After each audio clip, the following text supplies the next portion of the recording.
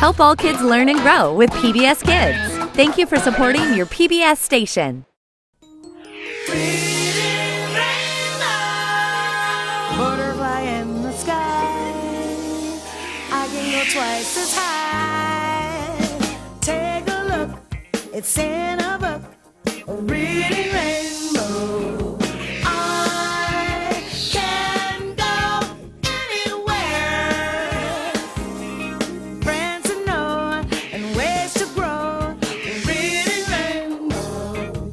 I can be anything. Take a look, it's in a book, a reading rainbow. Reading rainbow.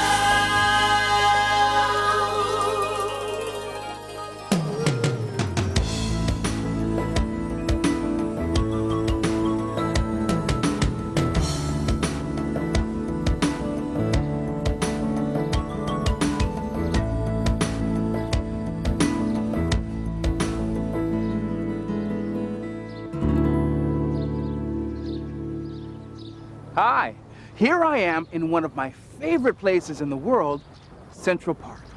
It's hundreds of acres of beautiful hills and trees with paths that crisscross every which way for miles. And it's all smack dab in the middle of New York City. Isn't it something? Today, I'm supposed to meet some of my friends way across the park for a picnic. I suppose the easiest thing for me to do would be to take a shortcut. Well, that's what the kids in this book did. They tried to take a shortcut, but it didn't turn out anything like they expected. Instead, they ended up going on a totally wild adventure. It's called The Secret Shortcut.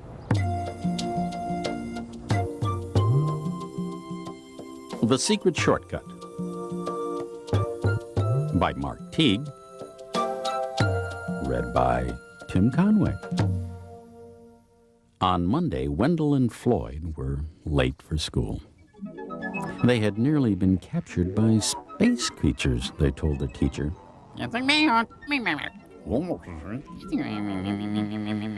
Ridiculous, said Miss Gernsblatt, and she warned them not to let it happen again. But Tuesday was no better. Pirates were loose in the neighborhood.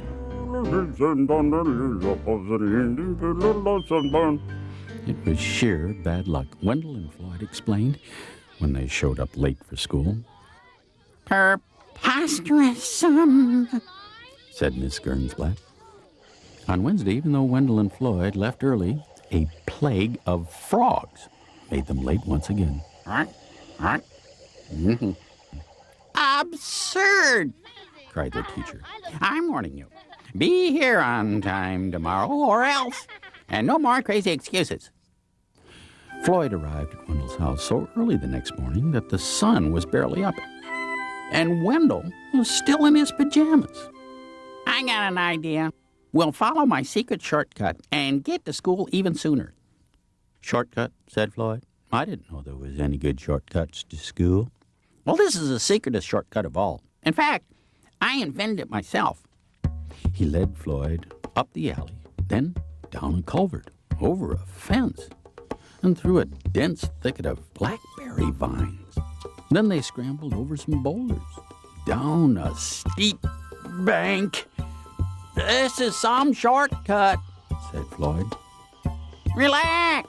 We'll be there in a minute. But the forest became thicker and darker. And soon it was hung with vines, and the screeches of strange jungle animals echoed all around. Maybe we took a wrong turn, said Floyd. Nah, I'm pretty sure the school is right up ahead, Wendell told him. But the jungle only grew wilder. When the boys finally came to a trail, it didn't lead straight to the school. Instead, it meandered through quicksand swamps and past large, sleeping crocodiles. I have an idea. We'll climb a tree and see if we can spot the school. They chose the biggest, tallest tree they could find and climbed all the way to the top. Do you see the school? I don't even see the town. I have another idea, said Wendell. Yeah? What is it? Asked Floyd. He is getting tired of Wendell's ideas. We'll swing from these vines just like the monkeys. Now, that way we'll travel much faster. Soon they were swinging from vine to vine.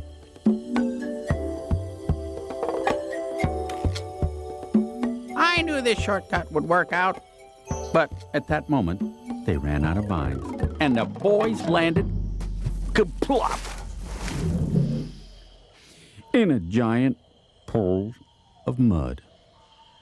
Oh, now what'll we do? Asked Floyd. I don't know. I'm out of ideas. We sat in a puddle and thought about all the trouble they were going to be in. Just then, from far away, they heard the school bell ring. Ding-dong, ding-dong. Did you hear that? That was the first bell. We can still make it if we run. They ran until the jungle gave way to the forest, and the forest became woods. And then they scurried up the hill to the school. They flew through the door of Miss Gernblatt's room and landed squishingly in their seats just as the late bell rang. Ding, ding, ding, ding, ding, dong, ding. Wow, you made it. And just in time. But how on earth did you get so muddy just walking to school? On second thought, maybe you better not say. During recess, Wendell and Floyd sat in the sun to give the mud a chance to dry. At least we finally got to school on time, said Wendell. That's the main thing, Floyd agreed. And in fact, it was quite a while before they were late to school again. Even so, they never did find a really good shortcut.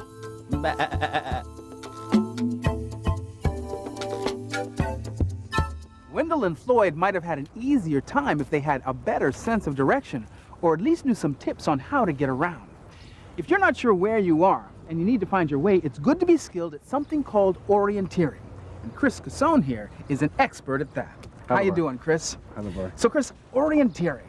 I love the word, but what exactly does it mean? Well, orienteering is a system of finding your way. Aha. And if you have the right tools, Right. a map and a compass, you'll never get lost. Really? Yeah. All right, so how does it work? Well, first you need a map. Okay. The map is the most important tool. And as you see on this map, Mhm. there's a lot of colors. Right. Colors are important. We all know what blue is. And that represents water? Water. Okay. Big lake, streams, and marshes. Mm-hmm. And then there's white. White is a very important color for orienteers. That's the color of woods. Okay. But when the woods get thick, we put dark colors of green. Where the woods get open or mowed grass, their colors are yellow. Okay. And our most important feature are these brown squiggly lines we call contour lines. And if you know how to read them, it makes the map become 3D. Now, contour lines, what do you mean? What do they represent? Well, they represent equal points of elevation. So wherever they're connected, it's the same height. So where they're close together, it gets very steep. So that would be a hill. Right, that's a hill. Where they're far apart, it's very flat. Nice see. field. And so how does the compass play into it? Well, the compass helps us figure out which way the map goes. On the compass is a magnetic needle, Right. always pulling towards north. On the orienteering map are magnetic north lines. This dotted black line here? That's that. Okay. So if we align our red needle with our magnetic north line on the map, Mm-hmm. go ahead, turn it. Go ahead. Now your map is oriented. I get it. And what are these red circles represent? Well, these red circles are part of the orienteering game. We hung flags out in the woods, and wherever there's a circle, there's a flag. Would you like to try to find one? Can I? Yes, you can. All right. What do we do first? Well, we know we're here. Uh-huh. We want to go there. Yes. So you have to decide what the best route is for you, whether you want to take the trail up or whether you want to cut through the woods. Okay. Well, here we go. Okay.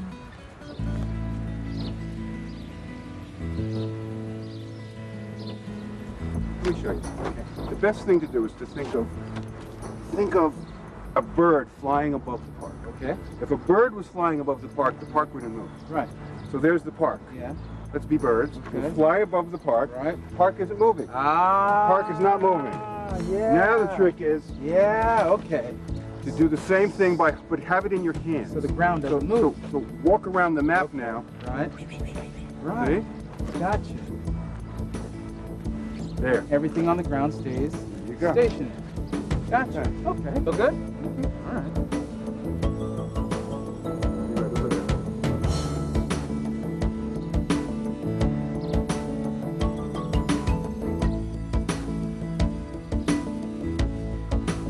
Hey, wow, this is it, right? There's our flag. We found it. Oh yeah, but now you have to punch, LeVar. Oh, that's right. Punch that card. That's right. And that proves you got there. Excellent. You did great. Cool. I have some flags I got to set up. I got to go. Take care. Alrighty, bye-bye. Chris runs orienteering courses in both the city and country, and although this may have seemed easy, try adding about a dozen more flags, a lot more people, and a time you have to beat.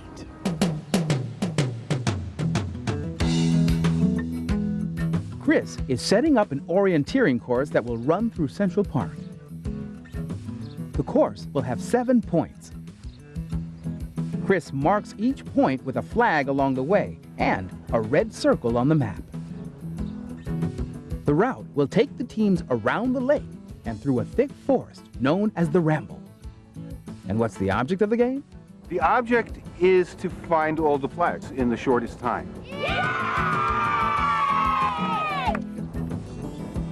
Everybody gets a map, everybody gets a compass. Okay? Take care of your map. You're going to need your map all day. Come on over here, stand right here and face the lake. Okay. Welcome to Central Park. You're holding in your hand our orienteering map for today. Okay? And on it are, like any orienteering map, are a lot of colors. Most of this map is blue. You can see that big lake. And we are at the lake. Remember, we are at the start triangle right here. And you can see the 7 flags are located wherever there's 7 circles, and they're numbered. And you can also see, basically, our course is around the lake. If you keep the lake next to you, you should be able to find all the flags. Okay, first group's up to the table. Okay, your start Okay, time. just put those right there. 11:54. Okay, 10 seconds. You got to hold your punch card, you got to hold that little finish card, you got to hold your map, you got to hold your compass. 5 seconds. 4, 3, 2, 1. Go! Have a good time.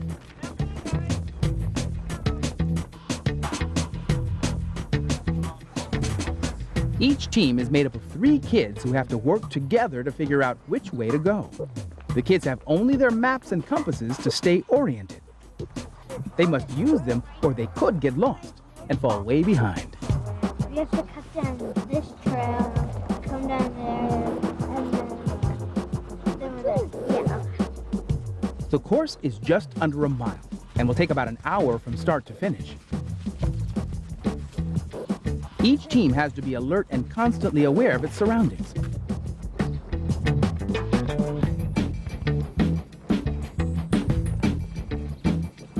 Being able to compare your surroundings to the map is the key to staying on course and finding the flags.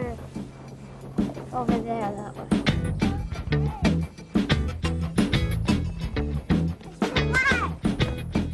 This is a great opportunity to hang an orienteering course in the woods because the Ramble is really thick, challenging orienteering woods. Now we're gonna go like, I think we actually should go that way because it says like to go that way. Central Park looks very different in real life than it does on paper.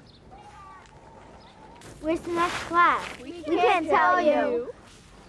We tried to stick to the lake, but it didn't really work. And with the bridges, there's a whole bunch of other bridges. Yeah, there's so many bridges, and it only shows one. I'm going to follow that last group and shadow through there. And a shadow is somebody who follows behind the team to make sure that they're doing the right thing.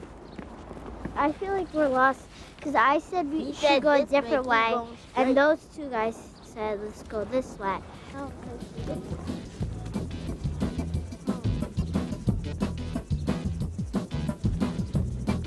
If help is needed, Chris is always nearby.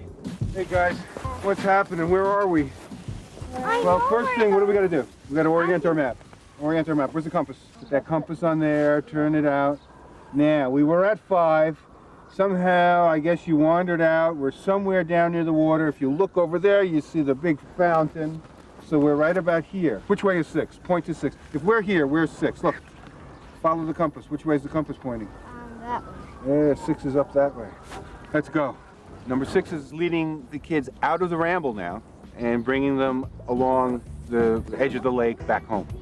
Hi there. Okay. Should I do it? This is the last pack. Only one more flag to go.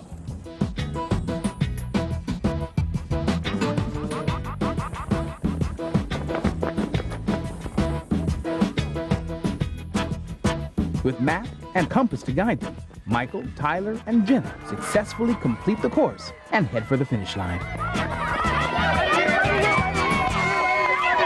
They did great today. Considering it was a little cold, a couple groups got turned around inside the woods a bit, but that's okay. They were able to relocate and find themselves and find their way out. They all had a great time.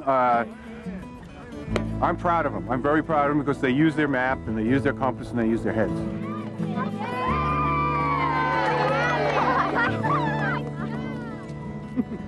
Knowing how to read a map is great when you're trying to find your way, but sometimes it's helpful to just get good directions. Oh, hey, excuse me. Hi. Yeah, I'm trying to find the place they call Nutter's Battery. Can you help me get there? Oh, sure. Yeah, you just go straight down this path. Oh. Take your first left. Uh-huh. Then you're going to hit a fork. Right. Go right. Okay. And then go about 1/8 of a mile and you should be there. All right, so it's just down this path. I'm going to take my first left, and then I come to a fork and I turn... Right. Right, and then 1/8 of a mile and I'm there. Yeah. All right. Got it? Thanks. Okay. Now that's what I call terrific directions. Nice and clear. How about you? How would you give directions to, say, your best friend's house? You have to go up the hill, down the hill, then up, down another hill, turn left, turn right, go straight. Go that way, and go this way, and go this way. You go straight, you make a left, you gotta walk up this hill, turn right, you go back straight. You get off at exit 4, and then you keep going. You make a left, make a right. Then there's 2 blocks more. You see this red fire hydrant down the block to the right, then you turn the corner. And then on this side, that's the house, and then you just walk in. Now those kids have what I call a great sense of direction. At times, it may seem like Central Park is laid out any which way, but it was actually designed with a real plan in mind. The idea was to create a space that people could enjoy that would still feel as natural and as wild as possible. Now, parks aren't the only settings that are carefully designed. In fact, I know a place that you will really go ape over.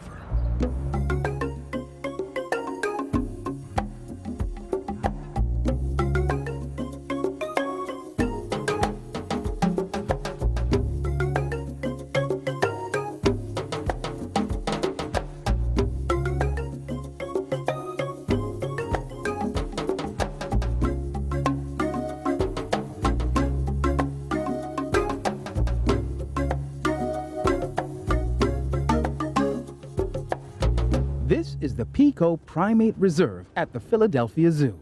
This exhibit of gorillas, orangutans, and other primates is very new. Years ago, the old exhibit was destroyed in a fire. And so Andy Baker, the curator or manager of the reserve, led a team to rebuild it. Our primary interest was in providing the best home for the animals we could. They don't really care if the exhibit they live in looks like a rainforest. What they want from their exhibit is the opportunity to climb, to jump, to play, to forage, those types of things. The reserve was also designed for visitors. Lots of glass means kids and chimps can get up close and personal. At the same time, plenty of space gives the animals some privacy too. The animals can get up above where they're going to feel safe, and yet if they want to come close, again, visitors can get very close to the animals. Becky Calvanese is a zookeeper. Her job is to feed and care for the animals. Have Probably the best thing about the way Primate Reserve was designed is the height of the exhibits. These are animals that, all of them, in some level, live up in the trees. And by having a tall exhibit, that lets them use their natural abilities of climbing and jumping and really gives them the chance to get the full extent of exercise. They get to really use their abilities as best they can. And that allows them to be much healthier and much stronger. He's hanging from the ceiling. The height of the exhibits also presents some challenges for the keepers. Those nice high shelves still have to be cleaned, so we use a lot of ladders and do a lot of climbing and taking care of our animals here. When we started planning this facility, we thought about a lot of things. We have the animals who live here, we had to think about them. We have the keepers who work in the building, we had to think about them. And then, of course, we have our visitors, we had to think about them. Details like these don't just happen by accident. Everything begins with an architect's plan. Architects are the experts who figure out how things should look and where they should go. The first step is to sketch every room in the zoo. These drawings are used to create blueprints, special maps that show where every door, tree, and window will go. The blueprints have exact measurements, like how deep to dig, how wide a room should be, and how high the walls can go. Architects even have a model to show exactly what a building will look like after it's been built. It's very hard for most people to look at a two-dimensional drawing and see exactly how it might work as a building when it's in 3 dimensions. So the model let us pretend we were walking through the building, see how things fit together, what worked, what we thought would be difficult, and guided some of the changes we made during the design process. If you look at the exhibits, they do have quite a few windows, and that actually allows a lot of natural light into the exhibit. When we come in the morning, we turn on the lights, but if you look at a gorilla in the wild, it's not like the sun comes up in a heartbeat and then it goes right down at the end of the day. It's very gradual. By having a lot of windows in the exhibit, that allows them to see the sun come up and basically let the sunlight slowly come into the room in the morning and slowly go out of it at the end of the night, just like it would if they were outside. Taking care of animals is both an art and a science, and one of the things we tried to do is make the best use of the space, both from the visitor's point of view and the animal's point of view. Well, I do have to say that I love working here in Primate Reserve. You get to learn a lot about some amazing animals who can do things that we really can't do, and to see them in an up-close and personal way that you really don't get to very often.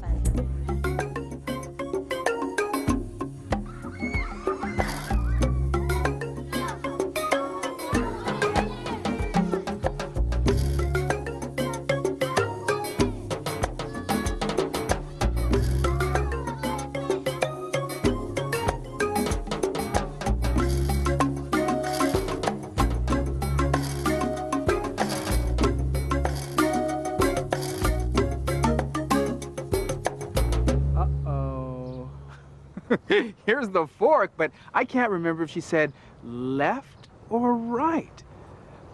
Oh well, I'll try this way. If the idea of finding your way has you looking in a new direction, then here are 3 books that will set you on the right path. But you don't have to take my word for it. Hi, I'm Emily. Making maps is fun. Want to learn how to do it? Then you need this book called Mapping Penny's World. Lisa is the girl in the story. Her teacher wants the class to make a map. Lisa makes a map of her bedroom. The key shows what the symbols mean. Lisa likes to make maps of everything. Her dog Penny likes to hide things. So she makes a treasure map. Lisa and Penny have lots of fun with their maps. Maybe they'll use a map for a trip around the world. Maps can take you anywhere, and no matter where you're going, don't forget this book, Mapping Penny's World. Mazes, mazes everywhere, and lots of fun for you. Take your finger through the book. That's all you have to do. In this book called Pipsqueak's Maze School. For Pipsqueaks, everything is a maze. They make mazes all day. In the sandbox, on the playground, even snack time turns into a maze. It's fun to find your way through a maze. Turn left, turn right, go up, go down. Mazes are like maps. You have to find the right path. I'm Adam. If you're looking for fun and a book that's cool, go pick up this one, Pipsqueak's Maze School. Hi, my name is Maxine. I just read a really interesting book called How Tall, How Short, How Far Away. Can you guess what it's about? It's about ways to measure things. In ancient Egypt, they had very different ways of measuring. A digit was the width of one finger. A palm was the width of 4 fingers. In ancient Rome, they used different kinds of measurements. They measured longer distances using paces. This book is full of ideas for things to measure, like a stick of celery or your pet's tail. This is a great book, so if you want to measure something, measure your paces down to the local library and check this book out. How tall, how short, how far away. Hey, there are my friends. You know what? This turned out to be a great shortcut. This is the fastest I've ever made it across the park. I'm going to remember this route. If you get good directions, follow a map, and orient yourself, I know you can make it from point A to point B no matter where you are. Well, I've reached my destination. Now I hope you reach yours. I'll see you next time. Hey, you guys.